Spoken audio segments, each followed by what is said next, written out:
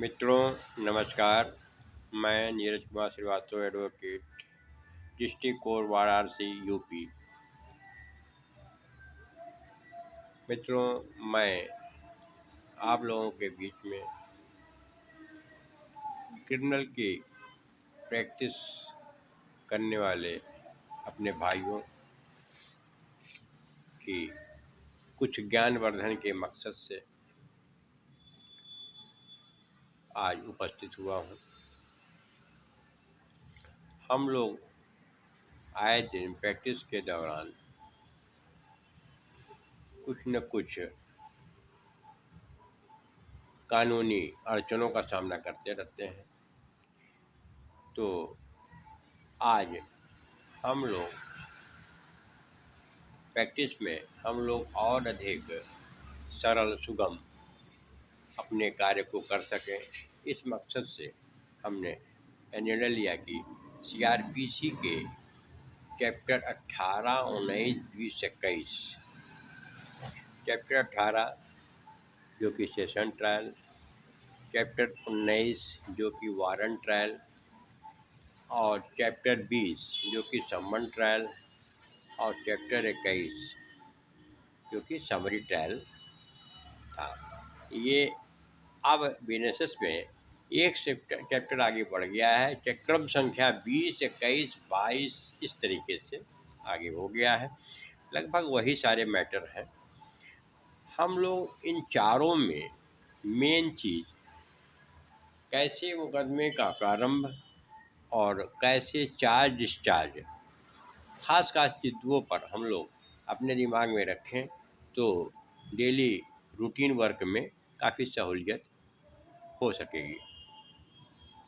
जैसे चैप्टर 18, 19, 20, 21 ये दिमाग में बराबर रखना है। सेशन ट्रायल, वारंट ट्रायल, समन ट्रायल और समरी ट्रायल।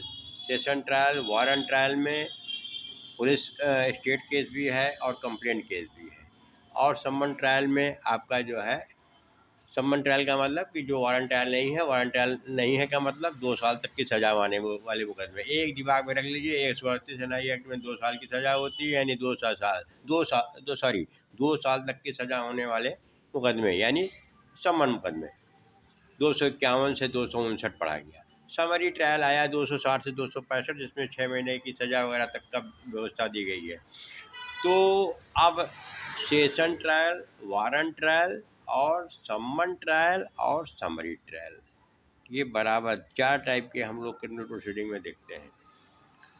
सेशन ट्रायल में अब 225 से 237 तक के बीच में है ज़रूर, लेकिन इम्पोर्टेंट चीज़ें जो है 225 संचालन कौन करेगा, प्रारंभ कौन करेगा, हम लोगों से कोई इम्पोर्टेंट 225, 226, 226 जहाँ जहाँ चार्ज और डिस्चार्ज की बात आ रही है। डिस्चार्ज कब हम लोग फाइल करते हैं? 227 में, सभी लोगों को पता है। 228 में चार्ज बन जाता है। यहाँ तक है। इसी तरीके से आपके वारंट मुकदमे में स्टेट मुकदमा हुआ तो 239 है। अगर डिस्चार्ज पड़ेगा, चार्ज बनना होगा तो 240 हो जाएगा।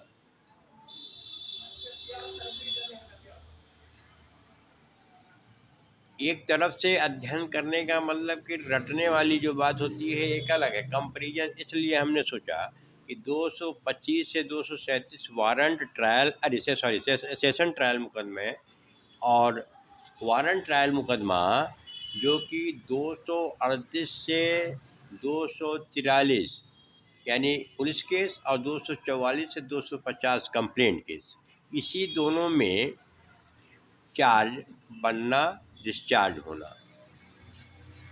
है। और जो समन ट्रायल है और जो समरी ट्रायल है उसमें चार्ज फ्रेम होने की बात ही नहीं है। इसलिए दोनों को पहले हम लोग देख लें और अपने कंप्यूटर दिमाग में फीड कर लें। यानी 200 सेशन ट्रायल देखते हैं। 225 से 237 की बात है। 225 में यह बताया गया कि संचालन कौन करेगा? एडीजीसी करेगा। प्रारंभ कौन करेगा? एडीजीसी करेगा। यानी 225, 226 इस बात की बताता है संचालन और प्रारंभ। संचालन होगा 225 में, 226 में प्रारंभ करेगा मुकदमे को एडीजीसी 227 में हम लोग डिस्चार्ज डालते हैं। डिस्चार्ज जो पुलिस रिकॉर्ड आया है 173(5) वगैरह में जो चार्जशीट आई है, वो सारे उसी रिकॉर्ड को पढ़ने अध्ययन करके हम लोग जो 227 की फ़ाइल करते हैं। अन्य कोई पेपर उसमें फ़ाइल नहीं हो सकता है। जो चार्जशीट के साथ आया है उसी को अध्ययन होगा, उसी पे डिस्चार्ज की बहस होगी। डिस्चार्ज होना होगा तो होगा, नहीं होना होगा तो नहीं होगा। अगर डिस्चार्ज होता है तो कोई बात नहीं हो, अगर नहीं होता है तो 228 यानी सेक्शन 228 में चार्ज बन जाएगा। चार्ज बनने के बाद यदि एक्यूज जो है प्ली गिल्टी करता है तो 229 में प्ली गिल्टी कर लेगा तो जो कोर्ट को लगेगा पनिशमेंट देगी। 229 है, 230 है, डेट फिक्स हो गई। 231 इम्पोर्टेंट है, अभियोजन साक्ष्य। 231 में अपना प्रोसिक्यूशन जो है सारे गवाहों को गवाही दिलवाएगा। एक इसमें जो है जब सारे अभियोजन साक्ष्य की बात आती है तो 232 एक एक्विटल सेक्शन आ जाता है इसी में कि अभियोजन साक्ष्य, हमको एक्यूज को लगता है कि अभियोजन साक्ष्य के बाद हमारा ये मुकदमा नहीं चलने लायक, हमको छूटने लायक, तो एक्विटल 232 की बात यानी एक्विटल के लिए एप्लीकेशन फाइल कर सकता है। जब तक प्रोसिक्यूशन के पूरे गवाह ना हो जाए तब तक जो है कोर्ट जो है एंटरटेन नहीं करती है 232 की एप्लीकेशन। तो ये है, तो 233 जो है आपका डिफेंस एविडेंस आता है, प्रति परीक्षा इसको कहते हैं। डिफेंस 313 उधर सीआरपीसी में जो व्यवस्था दी गई है उसमें मुल्जिम का होता है, और अन्य साक्षियों के बारे में 313 के बाद में 233 जो बनाया गया है डिफेंस का, ये डिफेंस के लिए बताया गया है, गवाही के लिए जो आदमी डिफेंस में और कोई गवाही देना चाहे। यानी 233 जो है प्रतिपरीक्षा हो गया और 234 बहस हो जाएगा, और आगे जो है 235 अगर दोष मुक्ति या दोष सिद्धि जो भी होना होगा तो होगा। इम्पोर्टेंट 236 है, 237 है। 236 जो है पूर्व दोष सिद्धि के बारे में बताता है। 237 जो है ये 199 सीआरपीसी जो मानहानि वगैरह के मुकदमे के बारे में, कंप्लेंट के बारे में बताता है। तो हमारा मकसद जो है मेन चार्ज बनना, चार्ज और डिस्चार्ज और अभियोजन साक्ष्य और डिफेंस, इस पर फोकस है कि इन 4 बिंदुओं पर चार्ज, डिस्चार्ज और अभियोजन साक्ष्य और प्रतिपरीक्षा यानी डिफेंस की गवाही, इस पर कंपैरेटिव हम लोग अध्ययन करें। अब इधर 225 237 सेशन का हो गया, तो चैप्टर 19 में अब जब अध्ययन किया जाएगा तो 2 पार्ट में ये चैप्टर 19 है। स्टेट केस 238 से 243 और 244 से 250। 244 250 क्या है, कंप्लेंट के बारे में है। 238 से 243 क्या है, स्टेट के बारे में।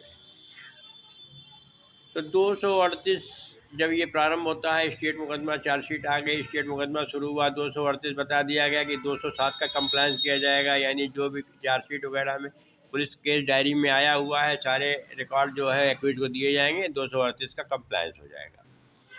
239 में अगर एक्यूज जो है डिस्चार्ज डालना चाहे तो डिस्चार्ज डाले, अगर डिस्चार्ज होता है तो ठीक, नहीं तो 240 में चार्ज बन जाएगा।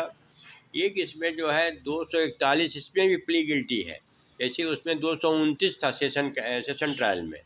प्ली गिल्टी करेगा तो कोर्ट को पावर हो जाएगा, जो सज़ा देना होगा देगा। प्ली गिल्टी इसमें भी, प्ली गिल्टी उसमें भी है। इस तरीके से हम लोग कंपैरेटिव जाने तो फिर से हम सेशन ट्रायल और वारंट ट्रायल दोनों में देखते चलते हैं। 227 228 डिस्चार्ज और चार्ज, इधर क्या है 239 240 डिस्चार्ज चार्ज, उधर 229 सेशन में प्ली गिल्टी, इधर 241 में प्ली गिल्टी। इस तरीके से ये है। और इसके बाद जो है स्टेट केस में 242 में आपका अभियोजन साक्ष्य शुरू होता है, 243 में प्रतिपरीक्षा। जैसे उसमें सा 231 में अभियोजन था सेशन ट्रायल में और 233 में प्रतिपरीक्षा। ठीक उसी तरीके से 242 अभियोजन साक्ष्य है, 243 प्रतिपरीक्षा।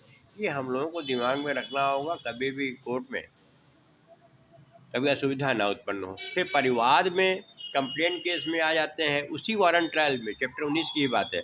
244 है अभियोजन साक्ष्य आ गया, 245 डिस्चार्ज हो गया, डिस्चार्ज पड़ जाएगी। डिस्चार्ज कब पड़ती है? इसमें 2 बार डिस्चार्ज पड़ती है। एक है कि साक्ष्य पूरा होने के बाद में है, मुलजिम चाहे तो डिस्चार्ज 245 1 में डाल सकता है। एक तो है 245 2 में बिना गवाही के आया मुलजिम, सीधे जो है 245 2 में बिना 244 हुए भी डिस्चार्ज डाल सकता है। 244 पूरा हो गया तो भी डाल सकता है। 2 बार इसमें जो है व्यवस्था 244 245 यानी अभियोजन का साक्ष्य 244 में और 245 डिस्चार्ज हो जाएगा। अगर डिस्चार्ज नहीं हुआ तो 246 में चार्ज बनेगा और उसी में गवाही भी होगी। फिर 247 का प्रतिपरीक्षा की बात आती है और बाकी इसमें 248 है, दोष सिद्धि होगा, दोष मुक्ति होगा। 249 है अगर परिवादी अनुपस्थित रहता है। 250 है बिना उचित कारण अभियोग प्रतिकर वगैरह। यानी ये 250 तक चैप्टर 19 है। एक बार हम लोग फिर से देख लेते हैं। 4 सेशन और ये पुलिस केस वारंट वाले मामले में 227 में CRPC में उधर चार्ज बन रहा था और 228 में डिस्चार्ज हो रहा था सेशन में। 239 240 इधर स्टेट केस पे चलेगा चैप्टर 19 में। प्ली गिल्टी 229 सेशन में है और 241 यहाँ पर प्ली गिल्टी है।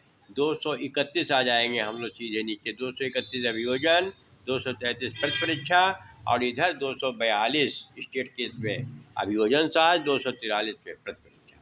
फिर इधर कंप्लेंट में जब आ जाएंगे तो अभियोजन साक्ष्य सीधे हो जा रहा है, इसमें थोड़ा सा सीक्वेंस उल्टा हो जाता है। अभियोजन साक्ष्य पहले हो गया और डिस्चार्ज पड़ गया, डिस्चार्ज हुआ तो डिस्चार्ज 245 1 और 2 सेक्शन बनाए गए हैं और नहीं हुआ तो चार्ज बनेगा 246 में और प्रतिपरीक्षा 247 में हो जाएगी। तो इस तरीके से ये आपका चैप्टर 18 और चैप्टर 19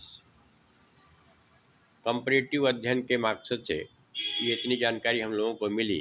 चैप्टर 20 आता है सम्मन ट्रायल, 251 से 259 की बात कहता है और चैप्टर 21 260 से 265 सभी को जानकारी लगभग है। और इसमें जो है कोई चार्ज और डिस्चार्ज की बात नहीं आती है। लेकिन एक जो है चैप्टर 20 में सम्मन ट्रायल का मतलब कि 2 साल तक की सज़ा। 251 जिसमें कि नोटिस ऑफ एक्यूजेशन की बात आती है, जिसपे सारांश बताते हैं। कभी कभी कोर्ट की भाषा में सुनने बयान मुलजिम होने जा रहा है भाई, वो 138 वगैरह में कभी बोला जाता है। वो है क्या कि ब्रीफ बताने की बात है। 251 सारांश बताने की बात है। किया आपने क्राइम किया, नहीं किया, क्वेश्चन आंसर समरी पूछ ली जाती है। इसमें डिस्चार्ज की बात नहीं है, डिस्चार्ज फाइल करने का प्रोसीजर नहीं है। लेकिन एक अनुभव की चीज़ आपसे शेयर करना, आप लोगों से शेयर करूंगा कि इसमें 251 जो सारांश बताता, जहां सम्मन ट्रायल मुकदमा इनिशिएट होता है, इनिशिएशन होना होता है शुरुआती दौर पर। जैसे हम लोग अन्य उधर सेशन में और स्टेट में और कंप्लेंट में अपना डिस्चार्ज डाल रहे थे, उसी तरीके से इसमें एक डिस्चार्ज डालने की व्यवस्था सुप्रीम कोर्ट के इत्तला से हमको कुछ ज्ञात हुआ। एक सुप्रीम कोर्ट का जजमेंट आया था अमित सिब्बल वर्सेस अरविंद केजरीवाल 2016 का, हमने देखा, जिसमें नोटिस एक्विजिशन 251 हमारे खिलाफ नहीं होगा, आप डाल सकते हैं। कहने का मतलब आप सारांश मत बनाइए, 251 की प्रोसीडिंग मत करिए। इसी को कहते हैं, हम कर रहे हैं डिस्चार्ज फाइल करने का एक राइट हमको। अदरवाइज तो आप जाएंगे तो कोर्ट कह देगी कि इसमें कोई प्रोसीजर नहीं है, नहीं हो सकता है। तो लॉ की मदद से हम लोग चाहें तो इसको मुकदमे को शुरुआत में ही डिस्चार्ज के रूप में, मतलब डिस्चार्ज के इक्विवेलेंट नोटिस ऑफ एक्विजिशन जो 251 की प्रक्रिया अडॉप्ट करना चाहती है कोर्ट, उसको रुकवा सकते हैं, ख़त्म करा सकते हैं, अपना मुकदमा शुरुआती दौर पे ख़त्म करा सकते हैं। 251 तो ये है। 252 प्ली गिल्टी कर लेंगे, सजा होनी होगी, हो जाएगी। 253 एक इसमें बनाया गया है कि अभियुक्त की अनुपस्थिति में अगर दोष सिद्धि वगैरह हो सकता है। इसमें कहने का मतलब इसमें इम्पोर्टेंट आएगा 254 जहाँ पे गवाही वगैरह होनी है। इसमें भी चीफ होता है, क्रॉस होता है, हमेशा 138 वगैरह के मुकदमे 254 है। 255 में दोष मुक्ति दोष सिद्धि कोर्ट कर देती है। आगे 256 है, परिवादी की मृत्यु हो गई, गैर हाजिर है। 257 है, परिवाद का वापस करना है। 258 है, कुछ मामलों में कार्रवाई को रोक दिया जाएगा। 259 है, सम्मन मामला वारंट मामला परिवर्तन कर दिया जाएगा। इस तरीके से 259 तक का ये बनाया गया है। हमारा मकसद इम्पोर्टेंट सेक्शन का था। तो 200 इस सम्मन ट्रायल वाले केस में 251 सेक्शन जो है नोटिस ऑफ एक्विजिशन की बात करता है। और फिर आप नीचे आ जाएंगे तो 254 जिसमें गवाही होगी, और 255 में दोष सिद्धि और दोष मुक्ति वगैरह की बात आती है। कोई बहुत बड़ा इसमें चैप्टर नहीं था। और इधर संक्षिप्त जो समरी ट्रायल 260 से 265 की बात है, इसमें 6 महीने तक की सज़ा वगैरह की व्यवस्था है। इसमें भी संक्षिप्त विचार सारांश बताया जाएगा। 6 महीने 261 260 हो गया, 261 में 6 महीने जुर्माना वगैरह की बात करता है। तो और 262 है, संचित प्रक्रिया कह रहा है। 263 है, संचित विचारण है, अभिलेख किया जाएगा। 264 है, निर्णय की बात करता है। 265 निर्णय भाषा की बात है। और 265 जो है ABCD बनाया गया है प्ली बार्गेनिंग वगैरह के बारे में। इस तरीके से चैप्टर 18, 19, 20, 21 का कंपैरेटिवली अगर हम लोग अपने दिमाग में रखें तो काफ़ी हद तक कोर्ट प्रोसीडिंग में मदद मिलेगी। कैसे चार्ज बनेगा, चार्ज और डिस्चार्ज। तो हम चैप्टर 18, चैप्टर 19 सेशन ट्रायल और वारंट ट्रायल की बात है, कंप्लेंट की बात है। कंप्लेंट केस भी वारंट ही है। चैप्टर 19 टोटल वारंट केस की बात करता है। तो इस तरीके से चैप्टर 18, चैप्टर 19, चैप्टर 20 में हमने आप लोगों की मदद के लिए बताया कि इसमें भी आप डिस्चार्ज के रूप में एक एप्लीकेशन फाइल कर सकते हैं कि साफ सारांश ना बनाया जाए। हम डिस्चार्ज ये नोटिस ऑफ एक्विजिशन जो आप सारांश बना रहे हैं वो नहीं बनेगा, हमारे खिलाफ मुकदमा नहीं बनता है। हमको डिस्चार्ज अवमुक्त मुकदमे को समाप्त किया जाए इस केस ला से, जो अबेसिबल वगैरह की बात है। इसमें ये व्यवस्था दी गई कि आप इसमें व्यवस्था नहीं है, लेकिन सुप्रीम कोर्ट का व्यू आया कि आप डाल सकते हैं और इस पर सुनवाई होगी, आपका कंसीडर किया जाएगा एप्लीकेशन। तो ये है चार्ज, डिस्चार्ज और कैसे अभियोजन साक्ष्य होगा। हाँ, सेशन ट्रायल में 233 में प्रति परीक्षा वगैरह, जैसे उधर आपका 313 जब हो जाता है, मुलजिम का बयान वगैरह हो जाता है। 315 में मुलजिम सक्षम साक्षी है, उसमें वो अपनी गवाही चीफ करा देता है। मुलजिम का अन्य गवाह लाना चाहे तो 233 वगैरह में आप लीव एप्लीकेशन दे करके list of witness from the side of accused वो बना करके लिस्ट बना करके फाइल करेंगे तो कोर्ट जो है आप कंसीडर करेगी, जो भी विटनेस होंगे उनको तलब करेगी। 233 प्रति परीक्षा वही है। और जैसे इसमें है स्टेट केस में है चैप्टर 19 में 243 में प्रति परीक्षा है, उसी तरीके से 313 उधर बन जाएगा, 315 की बात आ जाएगी। फिर आप जो है अन्य साक्ष्य देना चाहें तो फिर आप इधर दीजिए। इस तरीके से स्टेट केस में मुलजिम डिफेंस साइड का जो गवाह होते हैं वो 300 इधर आपका जो है प्रति परीक्षा के रूप में साक्ष्यों को न्यायालय में ला सकते हैं और उनकी गवाही हो सकती है। इधर आपका स्टेट मुकदमे में जहाँ पर 246 में गवाही हो गई साक्ष्य हो गया भाई, 247 में प्रति परीक्षा इसमें भी आएगा, जो डिफेंस की तरफ से देना चाहें दे। और जहाँ तक सम्मन का बात है, सम्मन का उसमें समरी ये जो है सारांश, क्योंकि इसमें अभियोजन का साक्ष्य 254 वगैरह में दिया गया है और